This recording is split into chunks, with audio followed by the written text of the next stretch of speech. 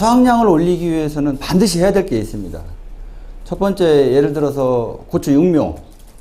육묘를 잘해야 되는 건 당연한 거고, 육묘 과정에서 이 시각이 이제 정시각이 전까지 육묘 과정에서 이미 뭐 30개 정도의 고추는 결정이 난다고 그래요. 결정이 나는 거고.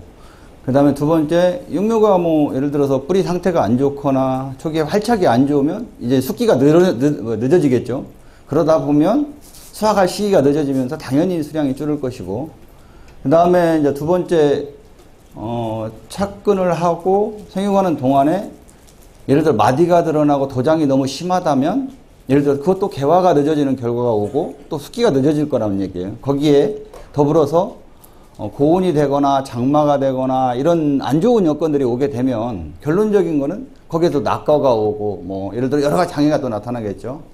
그러면서 이제 수확량이 또 줄어드는 거고, 뭐 그리고 이제 6월 한 초중순 들어가면 예를 들어 이제 장마가 오면서 석회결핍도 오겠지만 뭐 총채벌레, 진딧물 나오겠죠. 그리고 장마 들어서면서 이제 담배나방 나올 것이고, 그 이후에 이제 습도가 높으면 탄저병 나오고, 이게 이제 1년의 애들이에요. 그리고 문제는 그것만 문제가 아니라 실제적으로 고추는 한 400개 정도, 많게는 한 400개 정도 노지 고추를 심었을 때 꽃이 핍니다.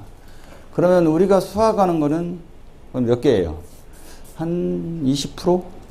20% 정도 대충 될 겁니다. 아마 20%도 적지 않은 거예요. 80개만 수확하더라도 예를 들어서.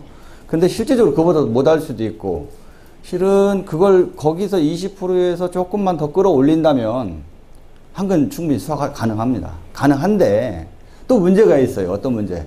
고추의 가장 큰 문제. 뿌리가 약합니다.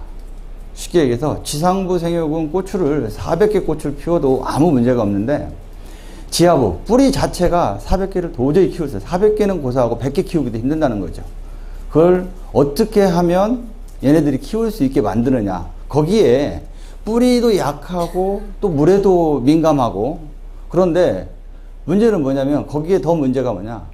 실은 고온이 있습니다. 장마가 있어요. 그 다음에 가뭄이 있단 말이죠. 이거를 해결해야 돼요. 근본적으로. 해결하면 한 근은 아무렇게나 딸 수 있다. 저희는 그렇게 생각합니다. 그리고 실제로 그렇게 하고 있고. 그래서 이제 제가 한 근 따는 방안으로 이제 이런 어떤 그런 핵심적인 포인트를 좀 적어봤어요. 처음에 가장 중요한 건 이게 이제 오늘 강의 내용이 전부 다예요. 솔직히 말씀드리면. 처음에 착근을 잘하게 만들어야 된다는 거죠.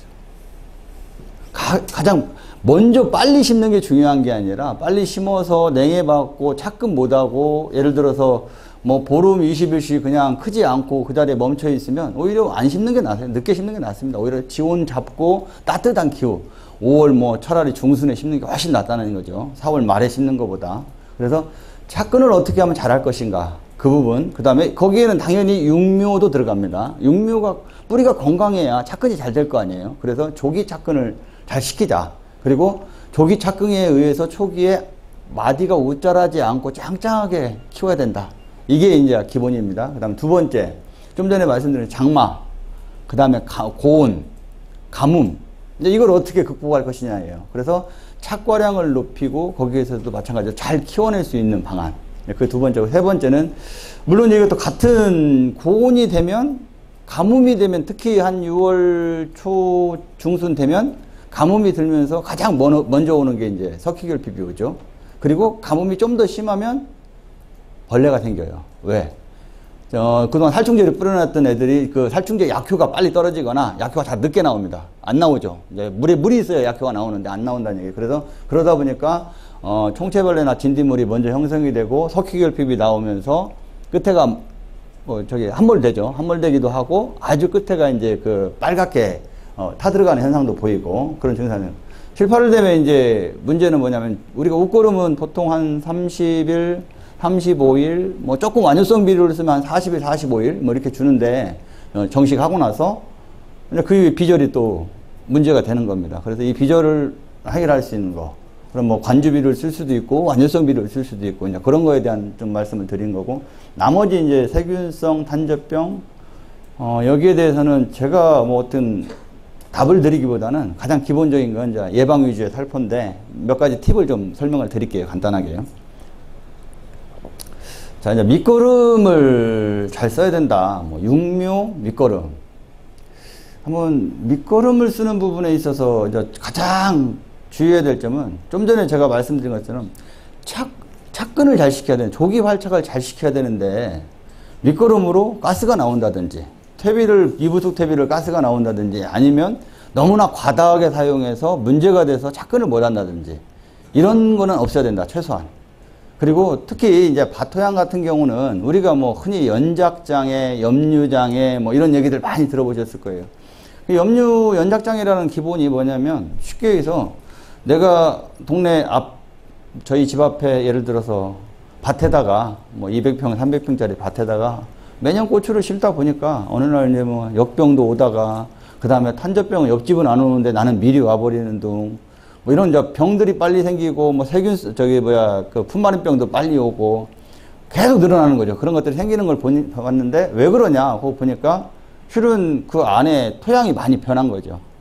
토양 자체가 염류도 많아지고 산성화도 되고 그 다음에 미부숙, 그 다음에 농약이 이제 중금속이나 농약들이 이제 제초제 아낌없이 쓰잖아요. 쓰고 나면 그것도 어쨌든 토양이 축적이 됩니다. 축적이 되는데 원래는 햇빛이나 미생물에 의해서 걔네들이 계속 그걸 없애주는 거죠.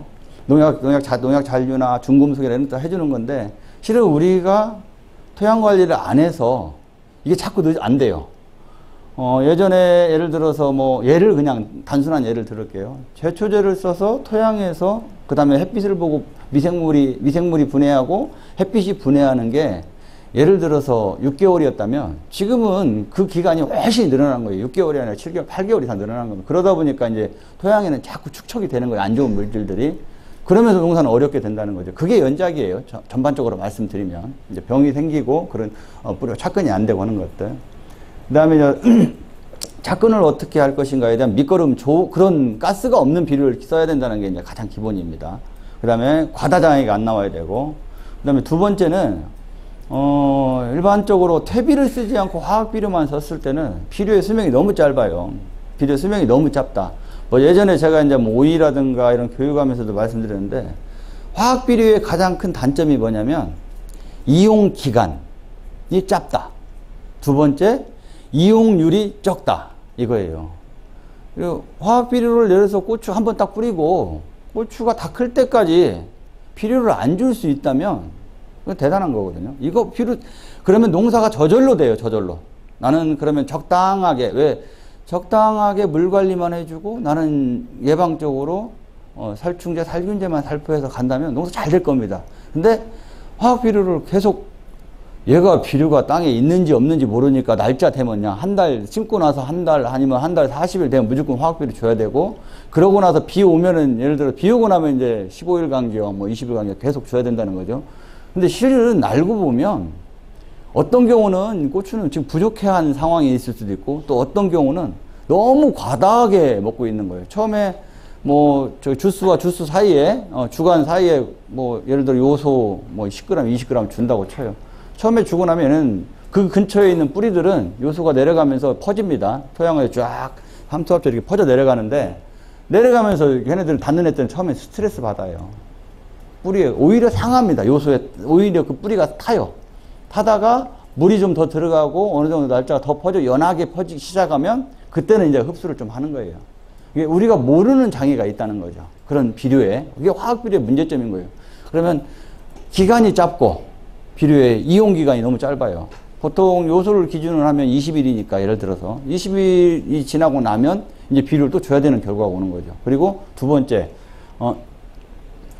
이용률이 또 다릅니다. 왜? 전에도 얘기했지만 요소 한 포대를 아니면은 황산가리 아니면 복합비료 한 포대를 다 주었을 때 과연 고추가 얼마나 먹느냐. 이용기간을 따지면 우리나라 평균으로 농진청 책자에 나오는 얘기예요. 제가 하는 얘기가 아니라 책자에 나오는 게 통상적으로 한 38%, 40%. 전체적인 비료의 이용률을 보면, 인산이 워낙 낮으니까 인산은 한 15% 이 정도밖에 흡수를 못 하는 거고, 가리는 좀 더 많이 하고 이러다 보니까, 비료의 문제점이 거기에 나오는 거예요. 이용 기간이 짧고, 그 다음에 이용률이 낮다 보니까 결국은 작물대로 스트레스를 받고, 주면 많고, 또 어느 정도 시간 지나서 다시 이제 줄 시기가 되면 이제 없고, 적고, 이게 문제점인 거고, 이용률이 적다 보니까 결국은 토양에 안 좋은 물질을 비료가 남깁니다. 그게 염류예요. 그리고 두 번째, 괴가 비료가 변화가 되면서 나타나는 게 산성화예요. 실은 토양이 그렇게 되면 산성화가 되고 하우스 같은 데는 이제 알카리화가 되죠. 비료가 밖으로 못 빠져나가니까.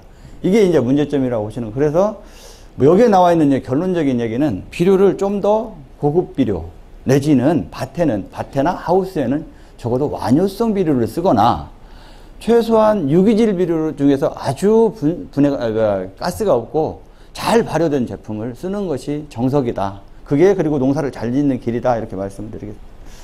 저희 뭐 비료인데 이거는 제가 뭐 다 쓰시는 거 알고 있고 그래서 거기 책자에 나와 있으니까 그냥 비료 간단하게 설명만 드리면 엔텍이라는 비료는 한 2달간은 완효성이에요. 간단하게. 그리고 여기 이 바사코트라고 하는 비료 얘는 한 6개월 정도 가는 완효성입니다.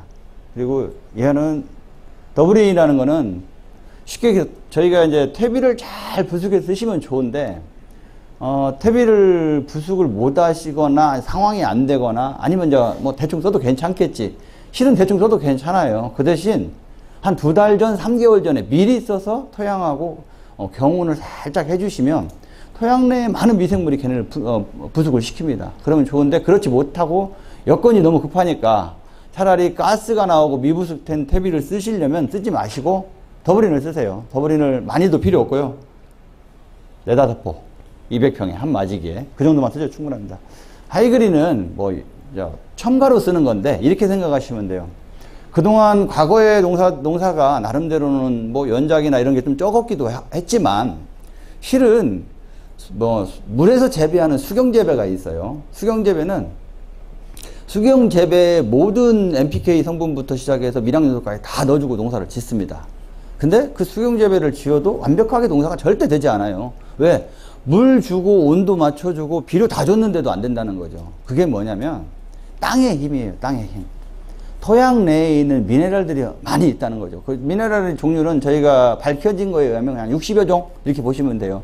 근데 미량요소와 미네랄이 포함된 제품이 하이그린이다. 그래서 토양의 어떤 그동안 우리가 너무 토양에 있는 걸 빼먹고 노후화 시키기 때문에 그런 미네랄을 공급해 줌으로 인해서 토양의 자정작용을 좀 높여주고 식물이 좀 균형되게 클 수 있도록 만들어낸 제품입니다. 이제부터 육묘 과정하고 간단하게 이제 조기에 착근을 시키는데 이제 문제점을 좀 설명을 좀 드릴게요.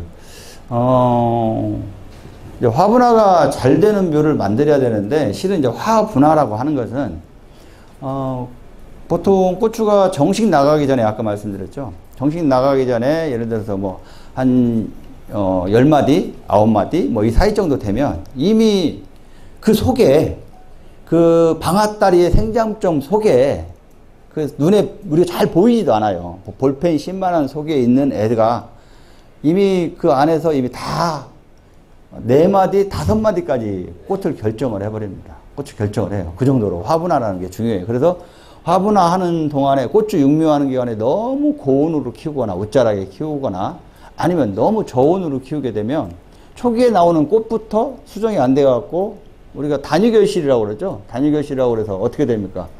꽃이 처음에 나온 방앗달에 나온 것들은 요만하게 진짜 손자 고추처럼 나오는 이유가 씨 때문에 그래요. 씨 때문에. 이 화분화가 돼갖고 그 수정이 돼야 되는데 얘가 온도가 통상적으로 그 당시에 뭐 16도 이하로 떨어지거나 15도, 16도 이하로 떨어져서 수정이 되거나 그러면 얘네들이 씨가 형성이 안 됩니다. 씨가 형성이 되지 않으면 고추는 안 커요. 왜? 모든 과일은 다 그렇지는 않아요. 단위결실이 잘 되는 과일이 있어요. 근데 고추는 씨가 형성이 되지 않고 그냥 씨가 없이 단위결실이 되면 그 안에 씨에서 하는 역할이 뭐냐면 오옥신이라는 호르몬을 당겨요.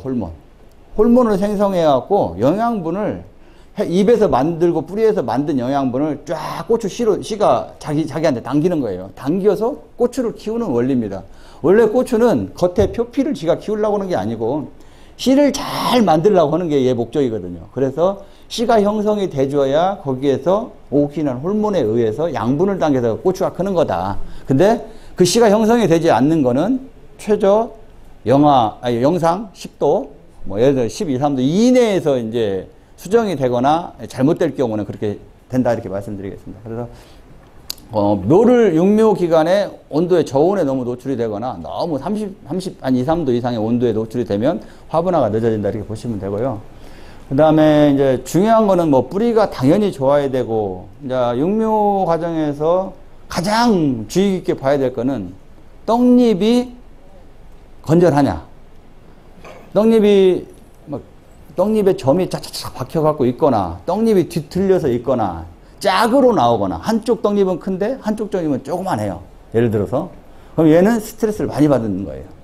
건강한 육묘의 가장 기본은, 모든 작물에 그렇습니다. 모든 작물의 기본은 떡잎이 건강하다. 그럼 얘는 굉장히 잘 크는 애예요.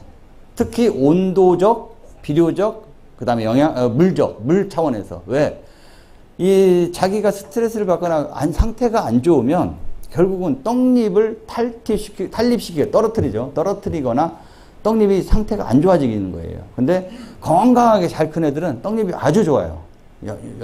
예를 들어서 그래서 떡잎을 먼저 보고, 그 다음에 마디, 절간, 그 다음에 잎색이 얼마나 광택이 나고 두꺼운가, 뭐 이런 것들을 보시고, 전체적으로 너무나 키가 크다는 느낌보다는 적당하게 짱짱하게 큰다는 느낌만 가지시고, 그 다음에 당연히 뿌리죠. 뿌리는 유백색으로 뿌리 셀이 얼마나 잘 담겼는지 보시고, 뭐 그런 부분들만, 뭐 이건 더 잘하시니까 제가 간단히 설명드리고요. 활착을 하는 단계에서 이제 뭐 잘 아시겠지만, 우리가 정식상에서 이제 나가기 전에는 어떻게 돼요? 묘 굳히기라는 걸 하죠. 그래서 이제 온도를 좀 한 2, 3도 낮춰서 22, 3도 정도로 해서 바깥 온도하고 가급적이면 좀 맞춰서 가자는 게 뭐 기본이고요. 그 다음에 이제 진짜 중요한 거는 지온이에요, 지온. 아무리 육묘를 잘하면 뭐하냐. 지온이 차가운 상태에서 이식을 해놓으면, 정식을 해놓으면 얘는 바로 뿌리가 상해버립니다. 그 고추 뿌리가 유백색으로 하얗게 있는 뿌리를 보시면 뭐가 있냐면, 하얀 뿌리만 보이는 게 아니에요. 그 안에 뿌리에 하얀 뿌리 솜털이 있습니다. 뿌리 솜털이 온도가 조금만 차갑고 물이 없으면 마르기 시작합니다. 그 개가 마르고 나서 그 다음에 물미가 마르는데, 하얀 그 솜털 뿌리는 99%가 물입니다. 건물종이 1%밖에 안 돼요. 그 얘기는 물이 없거나 온도가 조금만 차가우면 바로 말라버린다는 거예요. 바로 죽어버린다는 얘기예요, 결론은. 뿌리가. 그렇기 때문에 가장 기본은 지온 확보. 지온 확보를 해서 정식하기 전에 최소 3, 4일, 많게는 일주일 전에 기본으로 해서 지온을 잡아놓고 이식하는 게 가장 기본이다. 이게 가장 중요합니다. 아무리 육묘를 잘하는 것보다. 그래서 그렇게 하시고, 뭐 맑은 날, 뭐 설이 없는 날, 뭐 이런 것들은 기본적으로 아시고, 뭐 아침에 너무 일찍 심는 거, 저녁 늦게 심는 거, 이거 삼가하시고,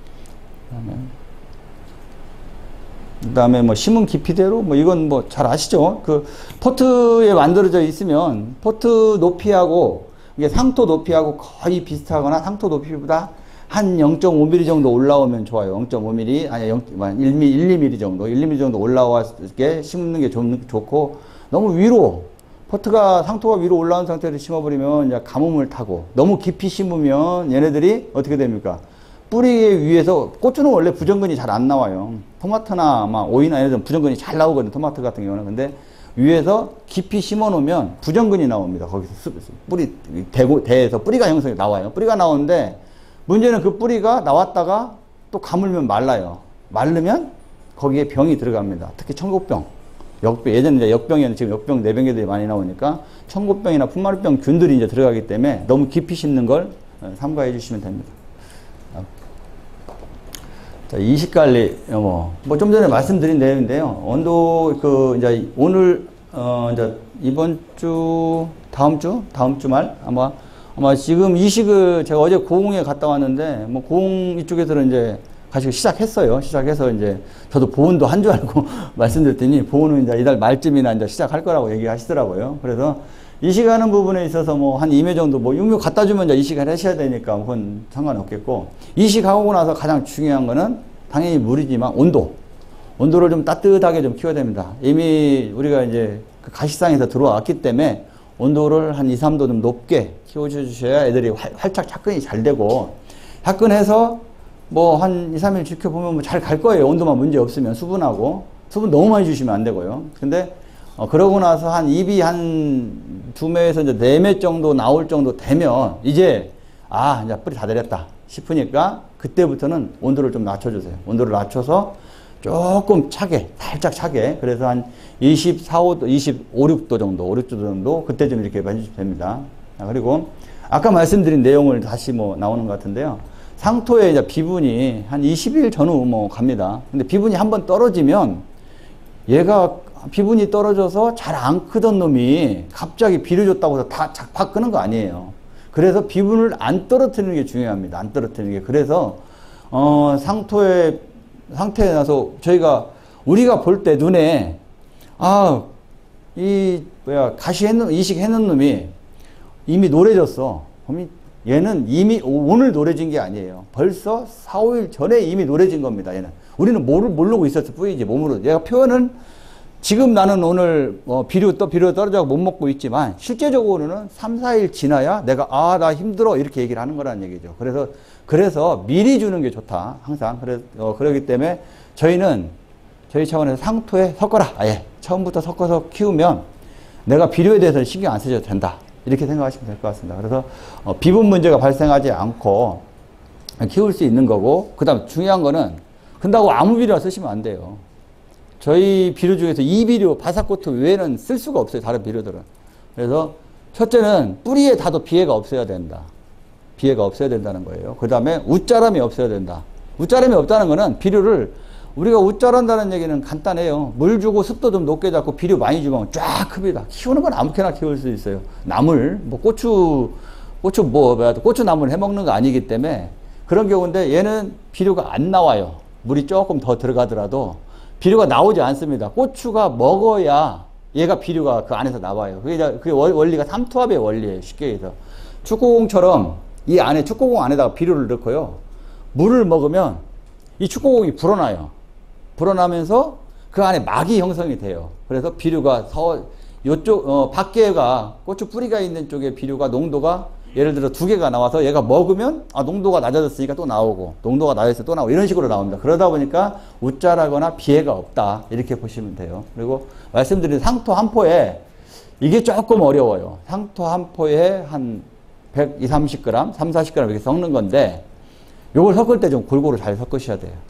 물론 제가 볼 때 이제 그렇게 섞는 분도 계시고, 어떤 분들은 포트에다가 한 4, 5개씩 이렇게 던지시는 분도 있더라고요. 잘 하셔요. 또 그걸 하시는 분들 보니까.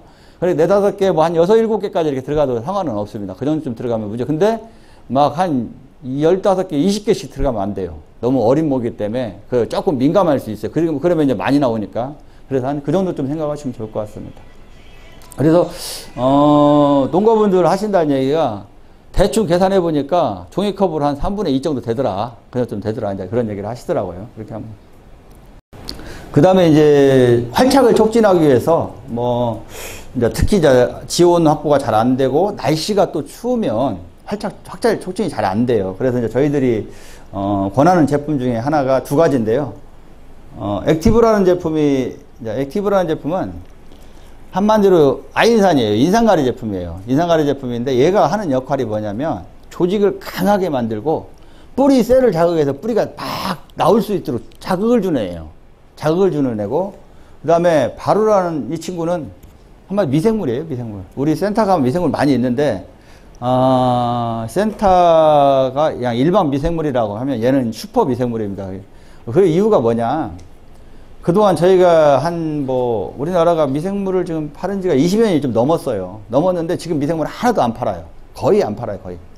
자, 일부 병을 잡는 미생물은 좀 팔아요. 근데 나머지 미생물은 안 파는 이유가 뭐냐? 예전에 미생물 팔고 다 도둑놈 됐거든요. 저도 마찬가지예요. 미생물 팔고는 다 도둑놈. 처음에 안 좋은 데가 없으니까 염류장애 해결하고 뭐하고 다 좋다고 해서 팔았는데 효과 하나도 없는 거예요. 그래서 보니까 이유가 뭐냐? 실험실에서는 정말 좋은 줄 알고 미생물을 썼어요. 막 보니까 얘가 막 염류도 막 분해하고, 그 다음에 퇴비도 막 부수시켜갖고 며칠 만에 다 가스 없애버리고 이렇게 되는데, 실질적으로 밭에다 갖다 툭 던져놓으니까 밭에 있는 병원균한테 시달려서 죽거나 밭에 원래 있는 토종 미생물이 있어요. 걔네들을 버티들 못하고 나오는 거예요. 그래서 아무리 미생물을 써도 안 됩니다. 심지어는 유산균도 마찬가지. 저희 장흥이 먹잖아요. 예전에는 유산균을 막 생균을 먹다가 요즘 생균 안 먹어요. 프리바이오틱스. 장에 쉽게 얘기해서 장을 유산균이 잘 클 수 있는 환경을 만드는 거예요. 좀 바뀌었어요. 지금 사람이 먹는 것도. 왜? 유산균, 생균을 줬더니 내 장 속에 있는 균을 실은 균하고 같은 유산균이냐? 그렇지 않아요. 다릅니다. 그 균이 다른데 얘가 들어가서 거기에 적응을 못 하는 거예요. 아무리 먹어도 안 되는 거죠. 그래서 독특한 균을 넣어줘야 된다. 얘 들어가서 얘가 점령을 하는 거죠. 우점화한다고 그래요. 저희는 우점화할 수 있는 균이 필요해서 이제 그게 바로라는 제품인데 얘를 100cc나 써요. 한 마리에. 근데 제가 육묘에 쓰라는 이유가 봄포에 쓰기 어려우니까, 봄포에 들어가면 쓰기 어려우니까 육묘에 써서 접종을 좀 시키십사 하고 좀 저렴한 가격으로 적용을 하고, 이게 이제 정식을 너무 깊이 해서 잘못된 예죠. 여기에 이제 얘가 마르면서 상처가 생긴 거죠. 모든 병원균은 스크래치가 나면서 기공을 통해서 들어가든지 아니면 상처 나면서 글로 병원균이 타고 들어갑니다. 그래서 상처가 없이 하는 게 좋아요. 그래서 특히 토양병은 더 심합니다.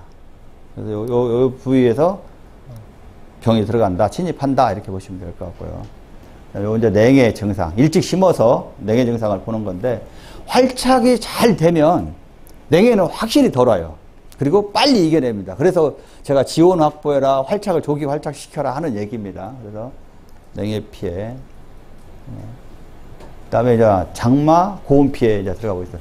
뭐 장마, 고온 하면 뭐 가장 많이 나타나는 게 뭐 이제 물론 담배나방입니다. 담배나방, 그 다음에 무름병, 꼭지 빠지는 거죠. 꼭지 빠지고, 그 다음에 꼭지 빠지는 것도 두 가지예요. 담배나방에서 빠지는 경우도 있지만 실은 석회 결핍에 의해서도 많이 빠집니다.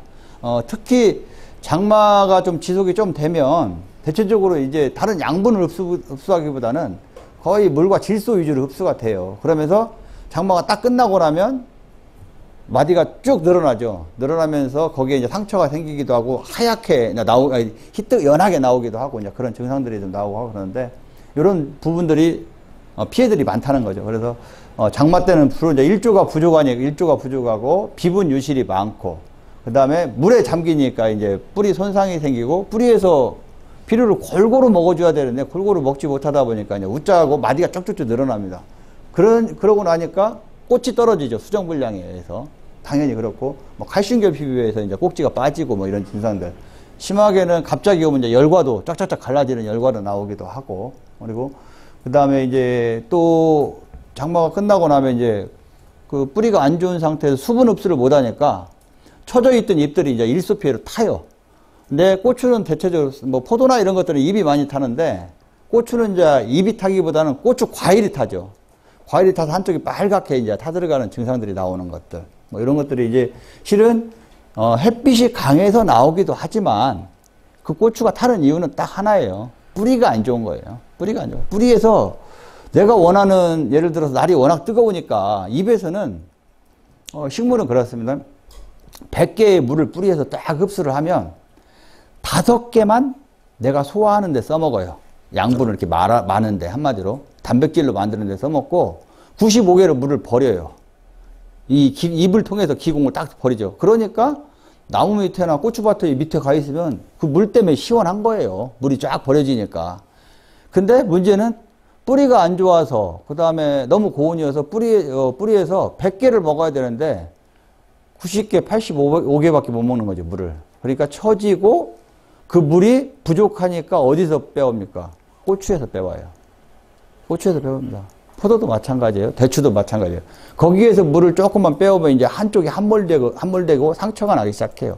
그러면 거기에 햇빛이 짠 하고 들어가면 햇빛이 생기는 거고, 거기에 온도가 이제 습도가 좀 높으면 온도는 당연히 30도 올라갈 거니까 습도가 조금 높으면 탄저병 균이 거기서 발화가 되는 거예요.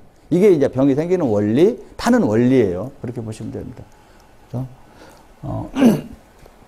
식물은 뭐 33도 뭐 다 마찬가지입니다. 그냥 이 얘기를 간단하게 말씀드리면, 보온의 사과가 보다 월등히 맛있죠. 착색도 잘 되고 당도도 높고 깔도 좋고. 이유는 왜? 낮에 온도가 좀 서늘하고, 낮에 온도가 33도 이상 안 올라가니까 광합성이 잘 돼요. 광합성이라고 얘기하는 것은 햇빛을 보고 만든 에너지.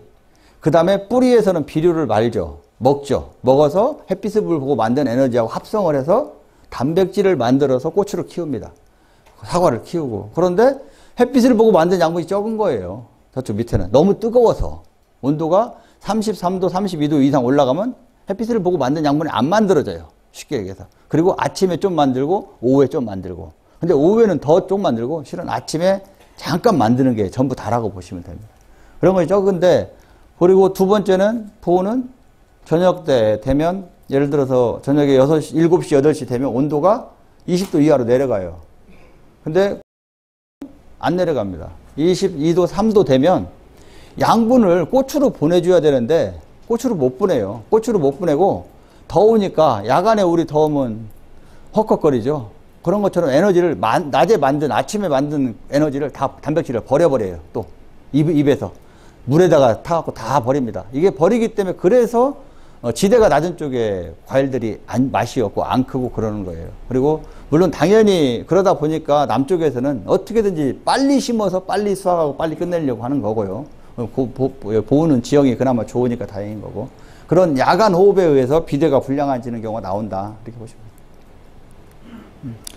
돼요. 아까 말씀드린 대로 개화한 거에 고추가 핀 거에 근데 다 피지는 못해요. 왜 못 피냐면 통상적으로 한 7월 중순 넘어가고 뭐 남쪽으로 보면 그다음 말쯤 되면 이제 꽃이 안 피기 시작해요. 그러다가 첫물 따내고 두물 따내고 8월 중순 넘어가면 이제 또 꽃이 또 피죠. 왜? 일단 짐을 덜었어요. 짐을 덜었고 첫 번째는. 두 번째는 온도가 떨어지기 시작한 거예요. 최고 온도가 떨어지게 8월 초중 넘어가니까. 온도가 떨어지니까 이제 환경이 좀 됐네. 그리고 또 비료를 줘놨기 때문에. 그러니까 이제 고추가 또 펴요. 꽃이 피는데 상태는 안 좋죠.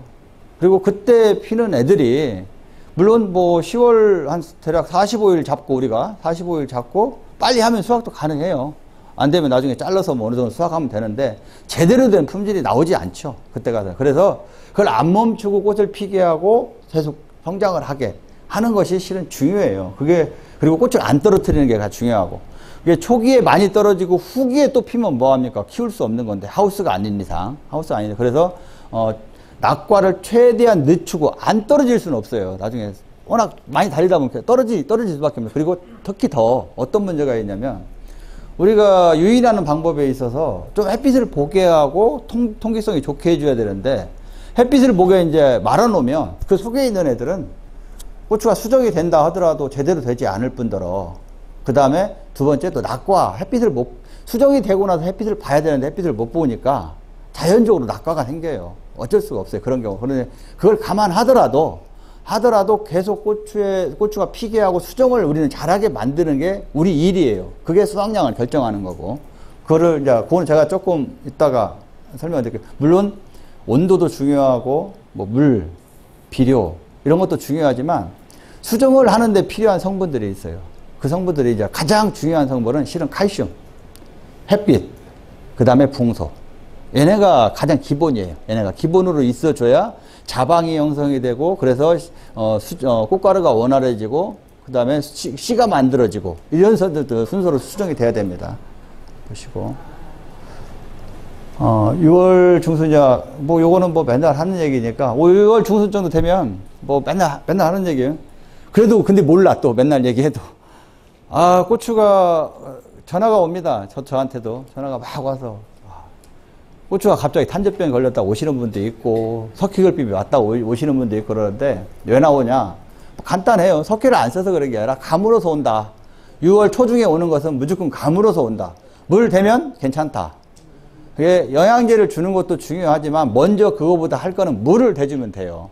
물을 대주면 석회결핍 안 와요. 거의 안 옵니다. 근데 석회라는 물질이 칼슘이라는 물질이 워낙 이온이 무거워요. 그래서 물이 없는 상태에서는 얘가 안 들어갑니다. 그리고 석회결핍이냐 그 다음에 햇빛에 탔냐 뭐 이거에 따라 다르게요. 탄저병이냐 이거 차이가 있어요. 어떤 차이가 있냐면 그 고추를 비롯한 식물은 사람하고 다르게 동물하고 다르게 사람은 세포와 세포가 그냥 붙어 있어요. 근데 얘네는 세포와 세포 사이에 벽이 하나 있어요. 벽. 이 벽에 그 벽을 이루는 물질이 칼슘이에요. 석회예요. 칼슘. 그래서 이 벽을 이루는 물질이 칼슘과 페놀인데 얘가 칼슘이 없으면 이 벽 자체가 무너지면서 공기, 산소에 의해서 탑니다. 그래서 석기 결핍은 까맣게 나와요. 타면. 그래서 토마토 가운데 배꼽 썩죠. 배꼽 썩는 것이 뭐냐면 석기 결핍이란 말이에요. 거기가 그래서 까맣게 타는 거예요. 산소에 의해 타는 겁니다. 그런데 거기가 이제 곰팡이가 생기거나 까맣지 않으면 석회가 아니에요. 그거는. 곰팡이는 나중에 생기겠죠. 근데 처음부터 생길 때는. 그거는 석회 결핍이 아니고 탄저병 내지는 곰팡이병 내지는 일소일 수 있다. 햇빛에 탄 거일 수 있다. 이렇게 생각하시면 돼요. 그 다음에 꼭지가 빠지는 것도 마찬가지예요. 꼭지가 빠지는 이유는 우리가 이렇게 생각하시면 돼요. 무릎에는 사람 무릎에나 그 식물 무릎에도 이 관절이잖아요. 식물의 꼭지도 마찬가지예요. 고추 꼭다리가 있고 그 다음에 이 과자루하고 과일이 있단 말이에요. 그 사이가 이제 거기를 떼어내고 우리가 건고추 떼어내고 나서 방아를 찍고 할 거 아니에요. 씻어서. 근데 그 사이에 뭔들이 있냐면 한마디로 사람 관절처럼 탈리층이라는 게 있어요. 탈리층이 있는데 그 탈리층이라는 애들이 칼슘이 많이 부족하면 거기가 연화가 돼요. 똑같아요. 사람 무릎이나 그런 거. 연화가 되면서 잘못하면 병이 들어가고 쏙 빠져버립니다. 거기가. 그게 이제 기본이고, 그게 이제 특히 장마가 지속되면 더 심한 거고, 그 다음에 하나는 간혹 이제 그 탈리층이 문제가 안 돼도 나오는 경우는 이제 담배나바. 이 들어가 있는 걸 모르고 이제 우리가 하다 보니까 물 차서 이미 들어가 있는, 빠지는 경우도 있고, 그렇습니다. 그리고, 요즘은 기온이 워낙 올라가면서 고추 끝다리 끝에도 물러지는 현상이 생겨요. 그게 이제 일수하고 좀 비슷한 현상이라고 보시면 됩니다. 요런 증상. 나타나고요. 저 안에 이제 보면 주로 여기 태자죠. 태자. 씨가 붙어 있는 태자인데 태자가 매운 거예요. 여기서는 잘 안 나와요. 어디서 나오냐? 고추 씨가 있는 끝에 부위. 사람으로 말하면 손가락 한 마디, 고추 끝에서 손가락 한 마디 정도에서부터 나옵니다. 왜? 씨가 없는 부위부터 나와요. 씨가 막 시작하는 부위. 그 부위부터 나오다 보니까 주로 나타나는 부위가 이 부위다. 여기가 함몰된다. 이렇게 보시면. 자, 이제 이런 것들은 한번 그냥 지켜봐 주시고요. 아까 말씀드렸잖아요. 어떤 그런 낙과 석회 결핍, 이런 것들을 극복하는 게 수확량, 그 다음에 병을 예방하는 첫 번째 길이에요. 첫 번째. 이런 생리적인 기본적인 장애도 예방을 못하고 수확량을 올린다. 병을 예방한다. 이거 안 됩니다. 그래서 저희들 저희가 보온에 있으니까 특히 더 강조를 해서 말씀드리는데, 얘는 이제 미량요소, 꼼비라는 미량요소고요. 얘는 칼슘, 마그네슘, 붕소가 들어가 있는 제품이고, 얘는 이제 유황 제품이고 그렇습니다. 그래서 저희들이 권장드리는 거는 이 세 가지와, 이건 다시 설명드릴게요. 세 가지와 두 번째, 얘는 인산가리 칼슘, 인산황 칼슘. 주로 이제 인산황 칼슘을 쓰는 이유가 뭐냐면요. 여름에 너무 웃자라고, 그 다음에, 또 조직이 연해지고, 이런 걸 좀 방지하기 위해서 인산황 칼슘을 씁니다. 그래서 저희들이 여러 가지 이제 칼슘제가 있지만 이 제품을 또 권장드리고, 알게라는 제품은 이제 한마디로 해조 추출물인데, 그냥 식물의 알부민? 이 정도 좀 생각하면 될 것 같습니다. 그 다음에 얘는 천연 살충제인데요. 유기농 살충제인데, 통상적으로 지금 기본적으로는 쓰지 않고요. 나중에 수확을 해야 되는데, 벌레가 있어. 안 쓸 수가 없잖아요. 근데 일반 약을 쓰기는 뭐하고 피레스 때문에 그런 경우에 이제 유기농 살충제를 쓰게 되는 거죠. 그래서 얘는 쓰는 거고, 인황칼하고 알게, 그 다음에 좀 전에 말씀드렸던, 바루커, 캔마그, 꼼비. 얘네를 한 일주일, 열흘 이렇게 교차로 써요. 한 번 쓰고, 열흘 있다 얘 한 번 쓰고, 다시 1번으로 들어가서 열흘 있다 한 번 쓰고, 이런 식으로 특히 장마기 때, 가뭄 때, 이때 써주시면 그 고온과 가뭄, 그 다음에 이런 것들을 극복하게 만들어준 영양제는 그때 쓰는 거예요. 평상시에는 쓸 필요 없어요, 전혀. 평상시에는 뭘 못 자란다면 쓸 수 있겠죠. 근데 그런 조건이, 기후 조건이 안 좋을 때 기후를 이기기 위해서 쓰는 게 실은 영양제예요. 그 다음에 약해가 나거나 어떤 장애가 발생했을 때 장애를 빨리 극복하게 해서 원상적으로 돌아가게 쓰는 게 영양제니까 그 시점을 맞추시면 됩니다. 내가 보셔서. 이제 이거는, 야, 뭐 하나 공부인데요. 저희들이 이제 직원들 교육시키고 할 때도 많이 쓰고 그러는데, 꽃잎이 5장, 6장, 7장. 이 꽃잎 수에 따라서 과일의 사이즈가 다릅니다. 그 다음 꽃의 크기도 당연하죠. 그 다음 두 번째 꽃의 색깔. 예를 들어 가지는 완전 보라색을 떼야 샛보라색, 안맞아요. 진짜 밝은 보라색을 떼야 되고요. 호박은 정말 노란색을 떼야 돼요. 이게 맞아요. 근데 색깔이 변했다. 토양의 pH가 다른 거예요. pH가 안 좋은 겁니다. 산성으로 가거나 이렇게 되면 꽃의 잎이 색깔이 바뀌기도 해요. pH에 의해서, 산도에 의해서. 꽃이 그렇게 얘기하는 겁니다. 그 다음에 두 번째, 꽃에 보면 암술이 있죠, 가운데. 그리고 가에 수술들이 이렇게 나와 있어요. 암술이 최소한 수술보다 툭 튀어나와야 돼요. 그래야 큽니다. 그 안에 거의 같이 있거나 수술 밑에 속에 들어가 있거나 그러면 얘네는 아예 안 크는 애예요. 안 크는 애. 못난이야, 자체적으로. 그러면 꽃잎수가 왜 7장이 있고 어떤 놈은 5장이 나오고 암술이 어떤 놈은 튀어나오고 왜 꽃잎 색깔이 어떤 놈은 선명한데 어떤 놈은 연하고 이런 게 어디서 나오냐. 이게 영양이에요. 영양. 온도, 영양, 물입니다. 이 조건이 안 맞으면 안 나와요. 안 돼요. 근데 영양 중에서 질소질이 세냐? 그건 아니에요. 질소질은 적당히 있으면 돼요. 영양 중에서 인산가리 성분이 적당히 맞춰져야 되고 두 번째 영양 중에서 뭐가 있어요? 햇빛을 보고 만든 영양. 그게 뭐라고 했습니까? 탄수화물. 탄소동화장에서 만든 탄수화물이 충족하게 있어져야 질소 대비. 질소가 너무 많고 탄수화물 햇빛을 보고 만든 양분이 적으면 수정이 안 돼요. 오히려. 꽃이 안 좋아져요. 질소가 적당히 있는데 햇빛을 보고 만든 양분이 많아야 얘가 꽃이 좋아집니다. 꽃의 소질이 좋아지고 수정이 잘 돼서 씨가 많아져요. 씨가 많아지면 아까 뭐라고 했습니까? 씨가 많아져야만이 오옥신이라는 호르몬을 쫙 만들어서 땡겨갖고 양분을 내 꽃으로 막 양분을 땡겨오는 겁니다.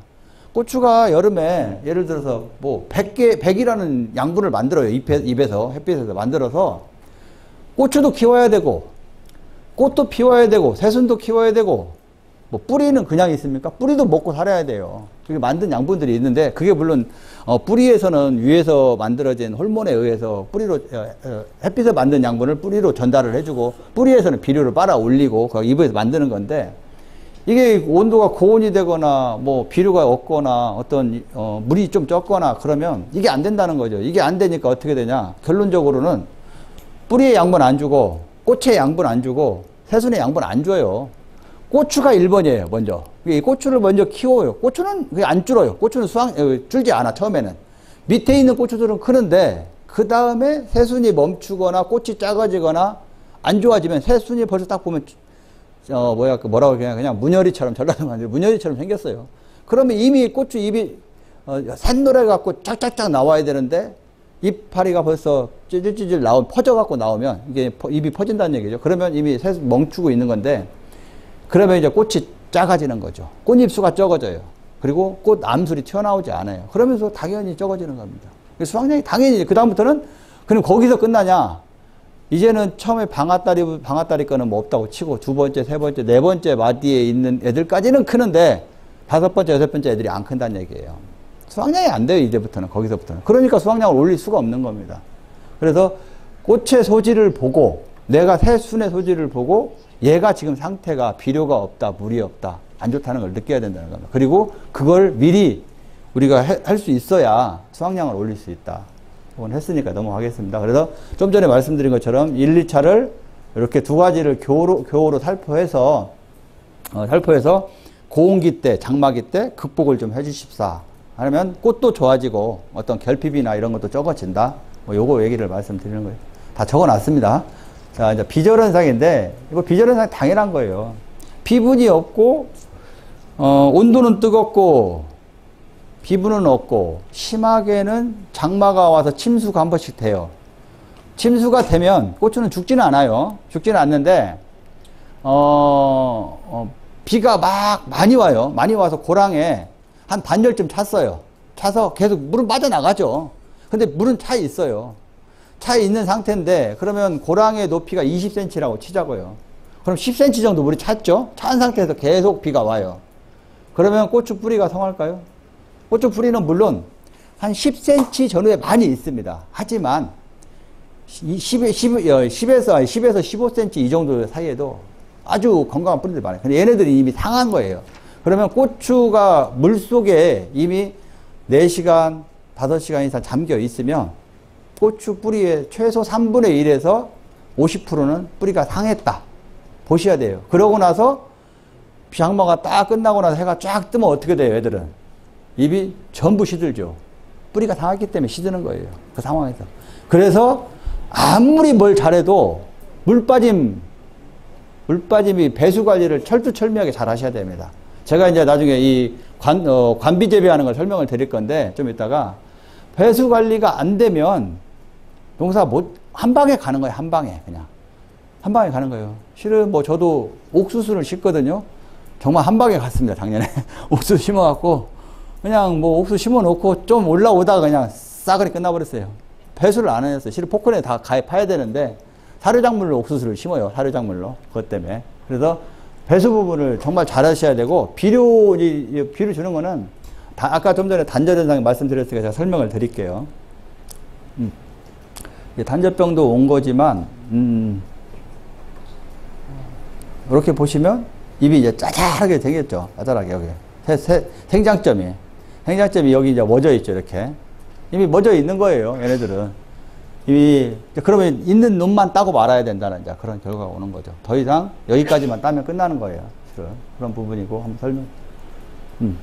거기에서 이제 그거에 수확량을 올리려고 하는데 뭘 안 쓰고 될 수는 없습니다. 첫 번째는 제가 고추 장목회를 보니까 지난번에 한번 작년에도 견학을 한번 간 적이 있었어요. 그 모여서 이제 회의하신다고 그래서 견학 가서 보니까 실은 대부분이 물 주는 시설이 돼 있더라는 거예요. 돼 있는데 왜 그걸 활용을 안 하냐. 제가 좀 답답했어요. 그래서 제가 제발 그걸 활용 좀 해주세요. 제가 한마디 하고 그때도 나왔거든요. 그냥. 근데 오늘은 그래서 그걸 생각해서 제가 좀 거기에 대해서 좀 말씀을 좀 드리려고. 자, 이건 물비료예요. 이게 물에 타서 주는 비료. 자, 우리가 통상적으로는 비료 쓰고 나서 한 35일 정도에서 웃거름, 1차 웃거름 주죠. 그러고 나서 대략 한 25일 정도, 최소 20일에서 25일 정도 있다가 2차 웃거름 주고, 이제 그러고 나면 대체적으로 이제 7월달 되니까 비가 많이 와요. 그러니까 비료 막 15일마다 한 번씩 이제 요소 뿌리고, 꼬랑에다 줘도 돼요. 이제 그때는 왜? 뿌리가 나왔으니까 어느 정도. 꼬랑까지 나오니까. 헛골에다가 이제 주워서, 헛골에 이제 비료 주워서 이렇게 할포를 하고, 근데 그건 두세 번 또 주죠. 많이 주면. 근데 그렇게 주는 비료들이 양이 장난이 아닌데 고추는 안 커요. 한 번 줄 때마다 한 포는 줄 거래요, 아마. 한 200평에? 한 포 이상은 줄 거에 들어가야 됩니다. 헛골에다 한 포 주면 뭐예요? 고추는 안 크는데. 오히려 호랑이 줬던 것들이 뭐 오히려 잘못하면은 걔네들이 뿌리에 상처를 줄 수도 있어요. 그리고 요즘은 이제 멀칭을 다 해놓으니까 주기도 쉽지 않아, 또. 실은. 그러니까 이제 구멍 뚫고 처음에 주고, 그 다음 또 뭐 주고 하는데, 이게 아까 말씀드린 구멍에다가 10g, 20g이 적은 비료가 아니에요. 10g, 20g만 줘도 애들은 스트레스 엄청 받아요. 그러다가 물 들어가고 조금씩 녹아 나오는 놈이 이제 그 조금씩 먹는 거예요. 거기 조금씩 먹는 거예요. 그래서 시설이 돼 있다면, 저는, 아니, 시설이 안 돼 있는 분들 시설 하세요. 고추를 진짜 제대로 수확하려면. 뭐, 고추 굳이 1000평, 2000평 할 필요 없어요. 500평만 하셔도 돼요. 예를 들어서 시설을 하면. 그래도 충분히 500평 갖고 1000평 딸 수 있습니다. 충분해요. 이 시설만 할 수 있다면. 그래서 요 이제 비료가 3가지 비료가 원래는 5가지 정도 있는데 고추는 그렇게 어차피 위에 추비로 주는 거고 처음부터 들어가는 게 아니기 때문에 한 3가지 정도 비료만 기억하시면 될 것 같아요. 아니 4가지네요. 4가지. 30, 10, 10 질소, 인산, 가리예요. 그 다음에 뭐 고토, 그 다음에 뭐 밀양요소, 황 이렇게 들어가 있는 거고요. 뭐 1에서 2kg는 다 똑같이 들어갑니다. 그 다음에 20, 19, 19 질소, 인산, 가리가 질소가 20, 인산이 19, 가리가 19 이렇게 되는 거예요. 그 다음에 82, 24. 질소가 8. 얘는 가리가 많죠. 앞에는 질소가 많은 거, 중간은 질소 인산 가리가 똑같은 거, 그 다음에 뒤에 후기용은 가리가 높은 거. 그 다음에 또 필요하다면 황산가리. 나중에 이제 황산가리 쓰는 법을 알려드릴게요. 자, 이런 비료를 가지고 내가 이제 관비 재배를 하는 거예요. 그래야 수확량을 쓴다. 거기에 하나가 빠졌어요. 하나가. 제가 이제 어제는 뭐 포도 교육도 하고 하는데 실은 포도만큼이나 칼슘이 많이 필요한 게 고추예요. 고추에 석유결핍이 가장 많이 와요. 토마토도 많이 오고 포도도 많이 오고 그렇습니다. 그래서 식물마다 또 자기가 좋아하는 게 있어요. 어떤 놈은 질소질을 좋아하지만 어떤 놈은 또 가리를 좋아하는 애들이 있어요. 어떤 놈은 또 칼슘을 많이 좋아하는 애들이 있고 그게 차이가 있습니다. 근데 이 고추 같은 경우는 칼슘 결핍이 자주 오기도 하고 그 다음에 칼슘 요구도가 높아요. 칼슘을 원래 좋아해. 근데 거기에 예를 들어서 고추를 비료를 관주 비료로 1kg를 써요. 그러니까 고추 한 200평에 딱 1kg 관주 물을 줍니다. 물에 타서 주는데 얘가 1kg 줬을 때 그냥 한 뭐 예를 들어서 한 100g 컸다고 쳐요. 그러면 거기에 칼슘을 타서 주면 칼슘 조금만 타서 줘도 얘가 120, 30g, 30, 40g씩 커요. 칼슘이 들어감과 동시에 얘네들은 훨씬 양분을 잘 만듭니다. 그리고 무게도 많이 나가고 당연히. 그래서 가급적이면 고추는 관비시설이 되어 있는 분들 연면 시비로 주는 거는 솔직히 물론 극복하기에도 줘요. 한 일주일, 뭐 5일 뭐 이 정도를 칼슘 결핍이 오니까 빨리 이렇게 해결해야 되겠다 이래서 주는 거지만 연면으로 들어가는 건 아무리 많이 가도 15일 이상 안 가요. 효과가. 근데 이제 뿌리로 줘야 돼요. 근본적으로 부족한 것들은 결핍이 왔으면 뿌리로 주어서 뿌리에서 흡수하는 양이어야만이 양이 많아서 이걸 해결하는 거예요. 연면으로 주는 것은 얘가 잠깐 기능이 안 돼. 뿌리 기능이 안 되고 진짜 결핍이 갑자기 온도가 뜨거워지면 나왔어. 그럼 이걸 해결하기 위해서 순간적으로 주어서 링겔을 후딱 맞춰서 빨리 끝내는 거예요. 그걸 만드는 것이 이제 연면 10이고 근본적으로 기본의 문제는 뿌리에서 해결을 해야 된다. 뿌리로 주어서 해결해야 된다는 그런 겁니다. 그래서 저희가 이게 질산칼슘이에요. 질산칼슘. 근데 그냥 질산칼슘이 아니고 일반 질산칼슘은 토양에 들어가면 조금 지나면 황산칼슘 그 다음에 얘네들이 이제 그 다음에 인산하고 또 칼슘하고 붙어요. 인산칼슘 붙어버려요. 붙으면 어떻게 되냐? 불용화가 되는 거예요. 못 먹는 비료가 돼버려요. 그러다 보니까 그거를 칼슘이 너무나 그 불용화를 심하게 만들어요. 그래서 칼슘을 함부로 섞기가 어려운 거예요. 그래서 우리가 실은 알게 모르게 우리는 지금 농약 칠 때 영양제에다가 막 비료에다가 칼슘 섞어요. 근데 빨리 그걸 타서 주고 나니까 괜찮지. 조금 시간 놔두면 밑에 앙금이 생겨요. 특히 인산질이 높은 거. 이런 거에는 앙금이 다 생겨갖고 그 안에 칼슘의 효과가 적은 거예요. 당연히 인산의 효과도 적고 황의 효과도 적고 같이 섞어서 들어갔을 때. 그래서 이제 전 세계적으로 그럼 어떻게 해야 되냐? 그걸 킬레이트를 하는 겁니다. 킬레이트. 한마디로 싸는 거예요. 다른 물질로. 껍질로 얘가 못 만나게 둘이. 그게 만든 게 저희가 이 누트칼이라는 제품이에요. 그래서 관주만으로도 칼슘 결핍을 해결할 수 있다. 근데 그전에는 관주를 주면 다 붙어갖고 이게 흡수를 못하니까 그동안 관주를 잘 안 준 거란 얘기죠. 양해가 아니면 잘 안 줬어요. 근데 그렇게 줬다 생각하시고 거기에 또 이렇게 보시면 미량요소나 이런 것들이 쭉 있어요. 그래서 이게 비싸지도 않아요. 또 싸요. 질산칼슘은 싸니까 뭐 요거를 좀 활용을 하시면 올해 칼슘 결핍 문제 없고 그 다음에 관비 재배하시는 분들은 수확량을 확실히 올릴 수 있어요. 거기다가 칼슘이 들어가면 뿌리도 좋아져요. 뿌리. 아까 제가 뿌리털을 얘기했죠. 뿌리털을 칼슘이 굉장히 잘 형성하게 만들어줍니다. 뿌리털을. 그래서 뿌리도 좋아지는 역할이 있다. 이렇게 보시면 돼요. 관주 비료를 하면 뭐 50%가 아니라 수확량이 100% 늘어날 수도 있습니다. 비료를 활용하면. 그런데 관주 비료를 하기 전에 조건이 있어요. 첫 번째, 두둑이 낮으면 절대 안 됩니다. 두둑이 낮으면 절대 안 돼요. 두둑 뭐 15cm, 20cm도 실은 낮아요. 25cm 이상. 두둑이 높이가 그 정도는 돼줘야 돼요. 그래야 위에 호스가 두 개가 두 줄 호스를 점적을 까시는 게 좋아요. 분수 호스보다는.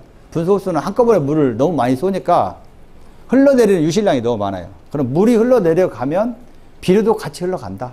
이렇게 보시면 돼요. 그렇기 때문에 유실이 너무 많고 잘못하면 오히려 토양을 안 좋게 만들고 무너뜨리기도 하고 그러니까 점적으로 까시는 게 가장 좋고, 점적, 점점점점 물이 떨어지는 그걸 하시는 게 좋고, 두 줄 재배, 좌우 양쪽으로 두 줄 재배 하시는 게 가장 좋다. 그렇게 보시면 되고, 두둑을 높이도 하고, 그 다음에 줄 폭도, 예, 줄과 줄 사이 간격도 뭐 옛날에 뭐 90cm도 하고 막 그랬는데 가급적이면 한 100cm 이상. 이건 지금 말씀하시는 거 하우스 재배 때 말씀하시는 거고요. 예, 예. 지금 모은분에서 노지에다 할 때는 밑에다 그 호스를 안 깔거든요. 노지에다 할 때는. 여담으로 말씀드리면, 지금 전남 쪽이나 이쪽들은 이제 가뭄 때문에 지금 몇 년 전부터 지원 사업들을 많이 하고 있어요. 하고 있고, 실제로 하고 있는데, 비료 주는 거 이거 아니어도 물만 줘도 수확량이 40% 늘어나요. 통계적으로 그렇습니다. 이건 제가 얘기한 게 아니라, 뭐, 저기서 만들어 놓은 게 자체, 통계적으로 물만 주어도 40% 수확량이 늘어나요. 그래서 만약에 지원 사업이 있다면 무조건 받으셔야 되고, 두 번째, 없다 하더라도 장목계 차원에서 해두려고 하세요. 해두려고 하시면 고추 농사 많이 질 거 없다니까요. 제가 아까 말씀드렸잖아요. 예를 들어서 수경 재배를 잘만 하면, 물 주는 재배를 잘만 하면, 이제 과체류니까, 쉽게 얘기해서 우리가 고추니까 그렇지, 그냥 엽체류 같은 경우는 2.5배 정식으로 수확량이 늘어나요. 예를 들어서. 그런 것처럼 이걸 관리하시면 좋다. 그런 얘기고, 그럼 제가 요거는 그렇게 간단하게 좀 설명드리고, 비료 주는 것만 간단하게 설명드리고, 제가 이제 노지는 어차피 비료 타이밍인데, 비료 타이밍 좀 설명을 드릴게요. 주는 시기하고 그것들을 해서. 그 다음에, 저 비료, 아까 말씀드린 이제 비료들을 어떻게 타서 주는지 그거 좀 설명을 드릴게요. 이거는 그래요. 지금 보니까 제가 간 데마다 10톤짜리 물탱크가 있는 거예요. 근데 거기다 물만 주고 있는 거예요. 계속. 실은 그 10톤짜리 물탱크 모터 앞에다가 구멍만 하나 뚫으면 되거든요. 구멍 뚫고 그 옆에 100리터든 50리터든 200리터든 통 하나 놓으면 돼요. 그리고 파이프 꽂아 놓고 오픈할 수 있는 것만 해놓으면 여기다가 아까 얘기했던 뭐 누트칼이 됐든 하카포스가 됐든 물비료를 타서 1kg, 2kg 타서 내가 처음에 물을 줘보는 거예요. 물을 여기다가 50리터를 받아놓고 물을 딱 틀어놨어요. 그래 3톤 물이 들어가니까 어디까지 들어가야 돼요? 물 주는 거 좀 설명을 좀 드릴게요. 물 주는 방법이, 이 물 어차피 주시는 건데, 실은 이제 노지도 비가 왔다고 물이 무조건 왔다 이게 아니고요. 물이 들어가면 최소한 15cm 정도의 물이 들어가야 돼요. 뿌리 쪽으로. 15cm 정도의 물이 들어가서 흙이 뭉쳐질 정도. 물이 새 나올 정도는 아니고, 표면에서 15cm 들어가서 흙이 딱 내가 손으로 잡았는데 뭉쳐질 정도 되면 숲이 있는 거예요. 근데 흙이 줄줄줄 새 나오면 너무 많은 거고, 물을 줬는데, 비가 와도 마찬가지고요. 줬는데, 거기에 흙이 안 뭉쳐지면 물이 없는 거예요. 땅에서 15cm째 물이 없는 겁니다. 그러면 얘는 건조해를 타요. 물이 부족한 거죠, 입이. 그럼 물이 부족한데, 비료를 어떻게 먹어요? 물에다가 비료를 말아서 먹는 건데, 얘네들은. 못 먹는 거예요. 그렇기 때문에, 수분 관리를 항상 하시고, 그래야만이 비료가 들어가고 물이 들어갔는지 안 들어갔는지 알 수 있어요.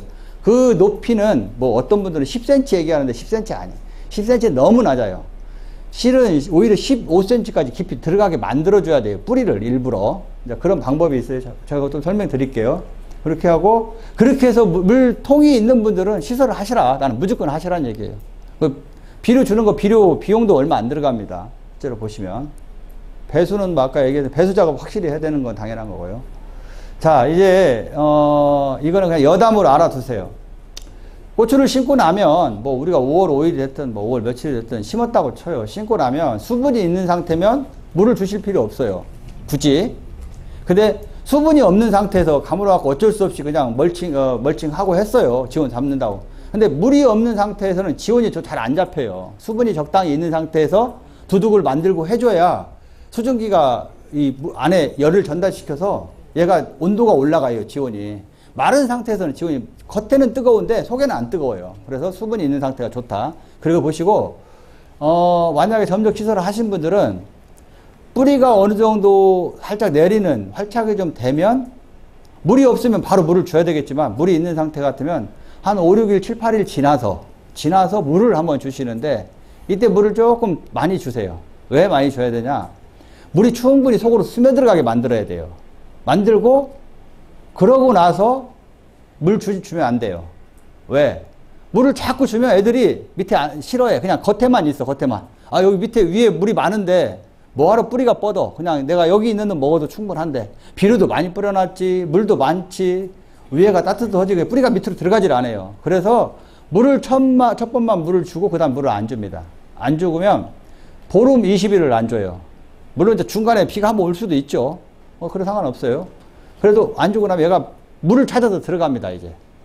그때는 온도가 뜨겁지 않기 때문에 물이 속에도 많이 있어요. 그래서 물을 찾아서 들어가게 뿌리를 최대한, 그렇게 되면 20cm까지 뿌리가 들어가요. 15cm, 20cm 이하로 들어갑니다. 그러고 나서 이제 관비 재배를 하시는 분이라 하더라도 언제 해야 되냐? 한 6월 중순 넘어가서 이제 물을 주기 시작해야 돼요. 미리 물을 줄 필요 없습니다. 물론 그 전에 너무 가물다 싶으면 한두 차례 주는 거예요. 한두 차례 줄 수 있어요. 근데 굳이 비가 오고 그런 상태면 주실 필요 없고, 가물면 아까 말씀드린 석회결핍이 오니까 물을 주셔야 돼요. 반대로 이제 물을 예를 들어서 우리가 노지에 있는 분들은 물을 못 대시는데 이게 참 애매해요. 물을 대고 막아버리면 잠깐 한두 시간 대는 건 괜찮거든요. 노지분들은. 근데 이거 몇 시간 대고 물을 대놓고 나면 또 문제가 생길 수가 있어요. 그래서 물이 안 빠지는 토양은 솔직히 물대기가 뭐하고 물을 어떻게든 찔러주는 방법이 있으면 모르겠는데, 물이 잘 빠지는 토양은 솔직히 상관없어요. 물 잘 빠지는 토양은 물 맞고 물 대주고 잠깐 한두 시간 정도 있으면 물이 쭉 갈아 빠져나갈 거 아니에요. 그런 경우는 솔직히 상관없습니다. 노지분들도. 그러면 그런 분들도 6월 달에 물을 대고 그렇게 대고 나면 석회결핍이 안 와요. 석회결핍이 안 옵니다. 거의 안 와요. 석회결핍. 그리고 오히려 뿌리도 좋고 짱짱하게 잘 크고 그렇게 되는 거고. 자, 그 다음에 이제 두 번째, 그래서 물을 초기만 대고 5월 달에는 물 대지 마라. 이제 이 얘기예요. 간단하게. 5월 달에 물을 대주면 애들이 오히려 뿌리 웃자랄 수 있고 뿌리 뻗음도 오히려 안 좋을 수 있습니다. 그렇게 해주시고, 그 다음에 이제 5월 하순부터 6월 사이에 가물면 그때 물을 주는데, 그냥 물 주는 것보다 아까 제가 얘기했던 누트칼, 질산 칼슘과 얘 질소예요. 한마디로 칼슘, 질소, 미량요소인데 얘를 주세요. 많이 줄 것도 없어요. 많이 주면 1kg, 뭐 500g 적게는 이 정도만 주셔도 충분합니다. 그래 주시고요. 관주하신 분들 돌아오면, 자, 요렇게 이 세 가지를 가지고, 이게 질소가 30, 질소가 20, 질소가 8이에요. 그래서 얘를 가지고 어떻게 하냐면, 쉽게 해서, 웃자란다. 조금 웃자라? 키가 크려고 그래. 만약에. 그러면 얘를 써요. 질소 8짜리를. 가리가 높은 걸. 그렇게 쓰고, 그리고, 생육 상태가 과일도 좀 많이 달렸는데, 초세도 좀 떨어지는 것 같아. 그럼 키워야 될 거 아니에요. 과일과 초세를. 그때는 20짜리, 질소 20짜리를 써요. 근데, 후기에 새순이 멈추려고 그러네? 멈추려고, 이제, 딱 보면 벌써 느낌이 좀 큰 성장이 안 된다. 그럼 이 질소 30짜리를 써요. 그래서 얘네들이 보통 5일에서 한 7일 간격이에요. 관주를 하는데. 근데 그게 내가 상태가 조금 좋으면 1kg만 쓰고, 좀 많이 주면 2kg를 써요. 200평에. 근데 나는 3일 만에 줘야 되겠다 이거예요. 물이 빨리 빠져서. 그리고 날이 뜨거워서. 그러면 2kg 쓰던 거를 1kg만 쓰고 1kg 쓰던 거를 500g만 쓰시면 돼요. 이 간격이 그렇게 보시면 됩니다. 그렇게 쓰시면 되고, 그렇게 해서 내가 실은 그거 쓰는 거예요. 이게 정답이 없어요. 자, 1, 2, 3번을 돌아가면서 쓰세요. 물론 좋아요. 그렇게 쓰셔도 좋은데 그거 자체를 그렇게 좀 이렇게 해서 쓰시면 좀 무리 없이 키울 수 있다. 자, 그러면 문제는 이제 노지분들, 저는 아까 제가 좀 착각한 게 장목회 생각하고 이제 그런 착각을 좀 했는데, 노지분들은 뭘 해야 됩니까? 비료 줘야 돼요, 비료. 비료 줘야 되는데, 저는, 비료를 이때는 어떻게 줘야 되냐면, 별 수 없이 구멍을 찔러서 줘야 됩니다. 헛골에 주우면 아마 제 생각에는 15%나 먹을 거예요. 15%도 안 먹을 거예요, 아마. 15%나 먹을까 말까 할 정도입니다. 예를 들어. 헛골에 주는 거는 거의 그때는 효과가 없다. 그러니까 어쩔 수 없이 주와 주 사이에 옆에다 찔러줘야 됩니다. 찔러줘야 되는데, 죄송합니다. 요소 주지 마세요. 이 찔러주는 것만큼은 NK도 안 됩니다. 엔텍 주세요. 그냥 죄송합니다. 저희 비료 그냥 쓰세요. 왜 비료를 쓰라고 하냐면 엔텍은 들어가도 피해가 안 나요. 뿌리에. 얘는 들어가더라도 얘는 피해가 안 나기 때문에 무조건 엔텍을 주세요. 그냥. 엔텍을 얼마나 줘야 되냐면 많이 주면 20g 아니면 주당 10g 정도 사이사이에. 엔텍을 거기다가 찔러 주시고 그 다음에 이제 그러고 나서 예를 들어서 6월 중순에 한 뭐 20일 정도 지난 한 예를 들어 7월 초 정도 돼서 들어간다. 그때는 이제 헛골에 뿌리세요. 헛골에. 헛골에 갔다가 일반 NK 뭐 이 요소를 써도 돼요. 근데 요소보다는 솔직히 해서 NK를 쓰시는 게 수확량을 올릴 수 있는 길이고. 근데 NK는 뭐 통상적으로 잘 아실 거예요. 거기에다가 뭐 예를 들어서 뭐 30kg, 40kg 쓴다고 해서 비료가 절대 오히려 햅니다. NK 같은 경우에 주당 준다고 하더라도 대략 15에서 20kg면 마지기당 200평당 15에서 20kg면 충분합니다. 충분하고 심하게는 오히려 걔를 나눠주시는 게 더 좋아요. 솔직히 그 이유는 10kg 한번 주시고 이제 많이 주면 이제 20kg까지 주는데 제 생각에는 200평 한 마지기에 NK를 10kg 한번 고래에다가 대충 거짓말처럼 막 뿌리고 다녀요. 뿌리고 차라리 한 10일에서 15일 사이 한번 더 뿌리세요. 10kg를. 이게 20kg를 나눠서 주라는 얘기예요. 왜 그러냐. 그때 가면 당연히 비가 와서 유실도 많이 될 거지만 실제적으로 얘네들이 먹는 양이 적어요. 이게 실제적으로 먹는 양 자체가. 근다고 또 물론 뭐 비닐 멀칭을 거대야 되니까 복잡한 것도 있는데 이게 양날의 칼이에요.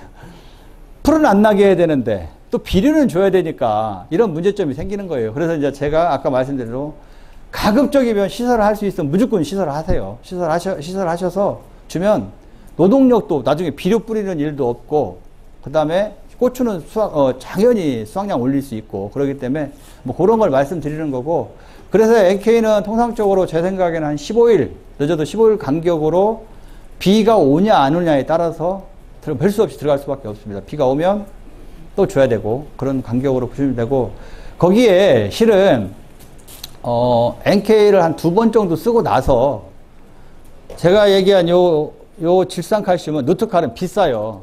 그러니까 그 농협에 가도 있을 거고요. 농약방에도 가면 있을 거예요. 질산칼슘을 팝니다.